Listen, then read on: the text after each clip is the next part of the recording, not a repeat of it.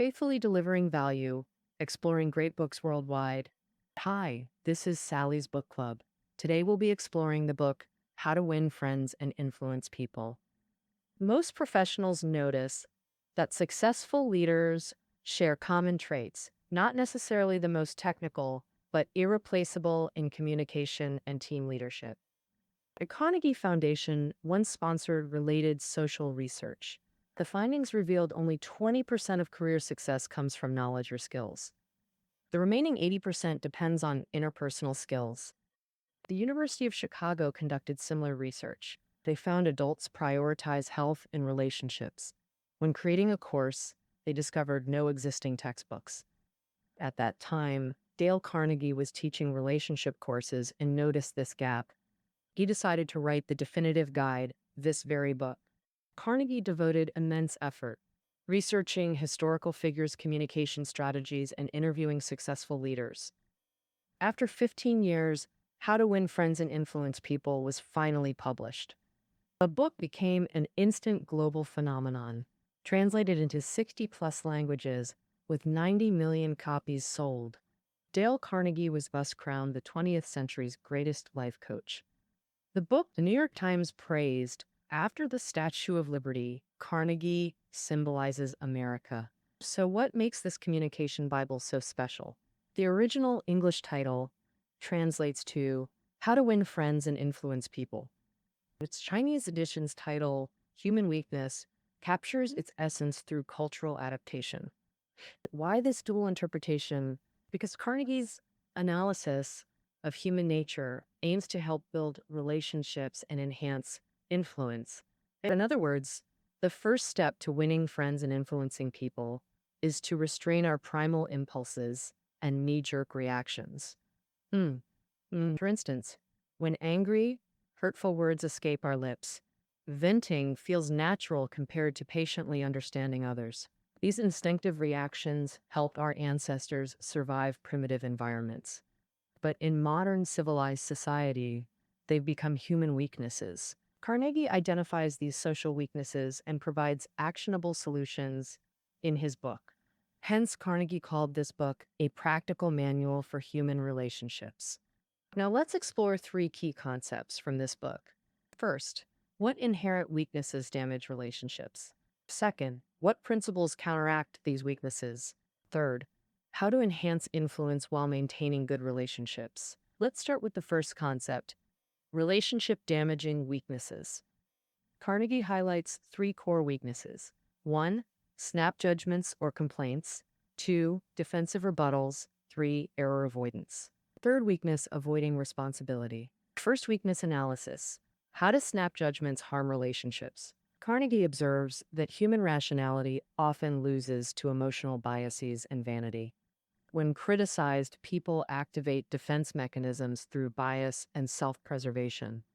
Carnegie spent decades realizing 99% of people resist self-criticism, regardless of mistakes. The book cites a prison warden's observation. Even convicts rationalize their crimes. Every inmate believes they had valid reasons for their actions. Carnegie's metaphor, criticism resembles homing pigeons, they always return. He advises remembering this metaphor before complaining. Criticism solves nothing but breeds resentment. Criticism and complaints come naturally, but understanding requires cultivation and self-control. Having covered the first weakness, snap judgments, let's examine the second, immediate rebuttals when hearing differing opinions. People instinctively counter opposing views to assert themselves, a fundamental human trait. Self-expression provides deep psychological satisfaction.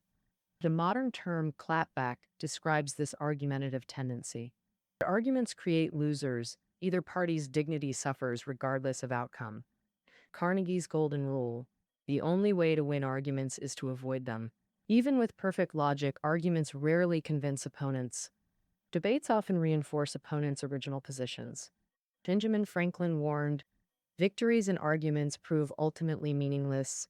You lose others' goodwill through contentious debates. The book shares a White Motors sales strategy example. When clients said white cars are inferior to X brand, The top salesman never argued.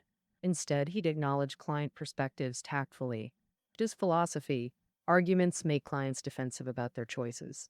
By validating clients first, he'd later highlight White's advantages organically.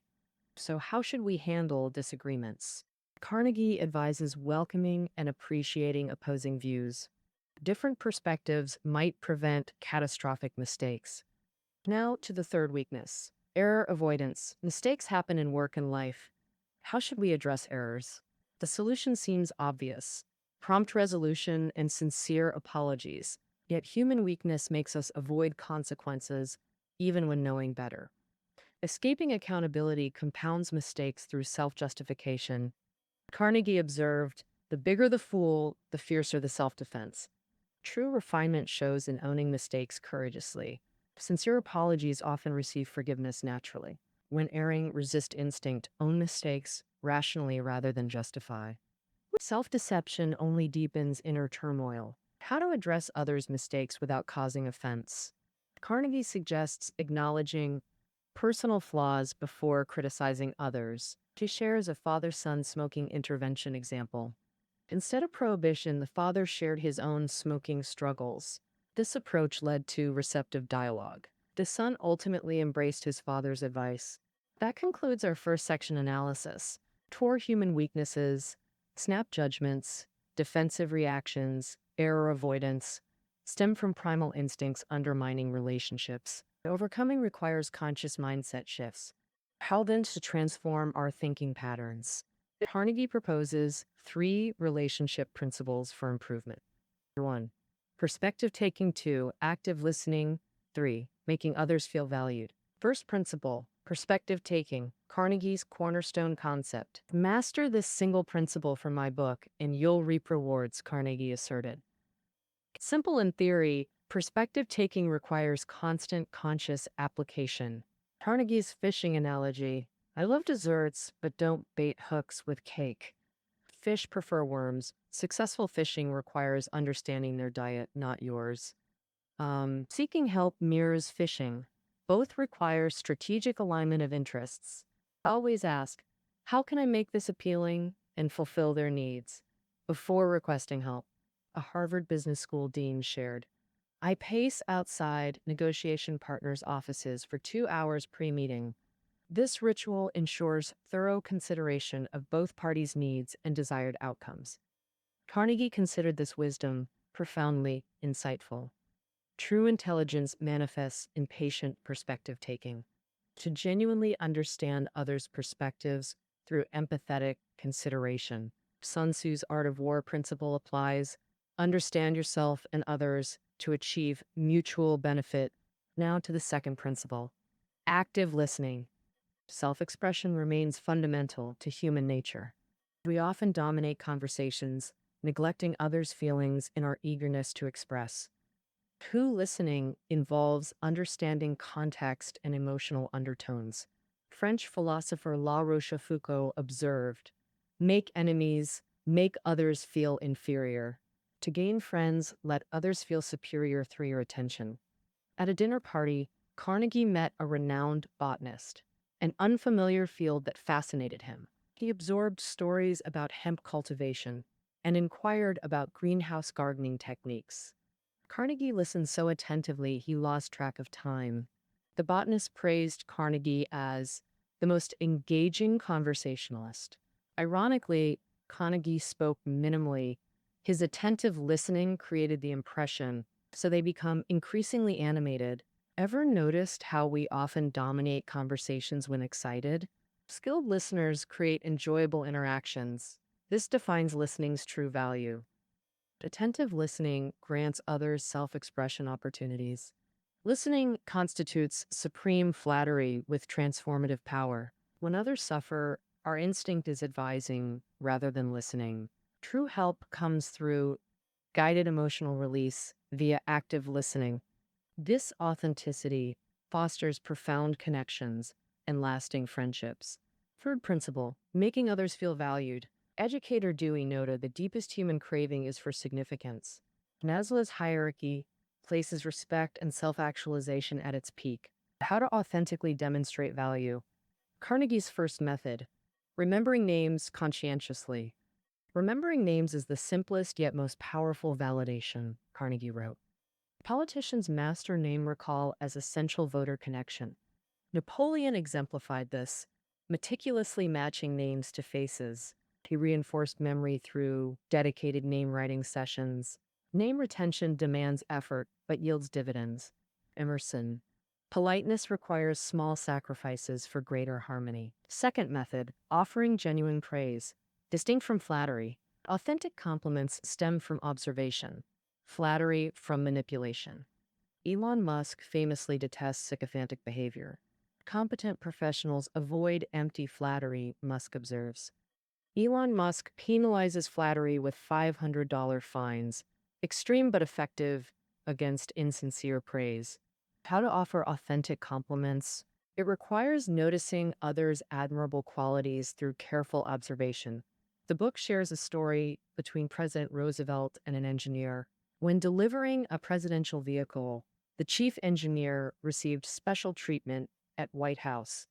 Roosevelt remembered his name and meticulously praised design details. The engineer recalled feeling deeply valued through this interaction. Third method, sincere attention to others' needs. Carnegie illustrates using writer's example. Success requires audience-focused approach. Ever heard Guodegang's Shangsheng?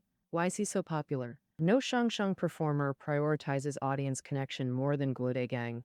He famously says, audience is our lifeline, embodying user-centric philosophy. Everyone craves this sense of significance through validation. Carnegie claims 2 months of validation beats 2 years of casual networking. That concludes the book's second section analysis.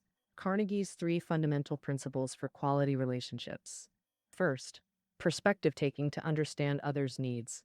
Second, attentive listening creates expression opportunities. Third, authentic appreciation demonstrates genuine care. Now to our final segment. How to enhance interpersonal influence after establishing strong relationships. In other words, how to gain endorsement for your ideas and cooperation. Carnegie presents 2 key principles. 1, common ground principle. 2, participation principle. First, common ground principle. Establish shared objectives before addressing differences. Professor Overstreet's insight, a no creates psychological commitment to refusal. Even recognizing error, people persist to maintain dignity, thus crucial to prevent initial opposition during persuasion. How to achieve this? Master common ground questioning. Common ground questioning avoids direct confrontation through incremental agreements. Carnegie deems this the wisest negotiation tactic.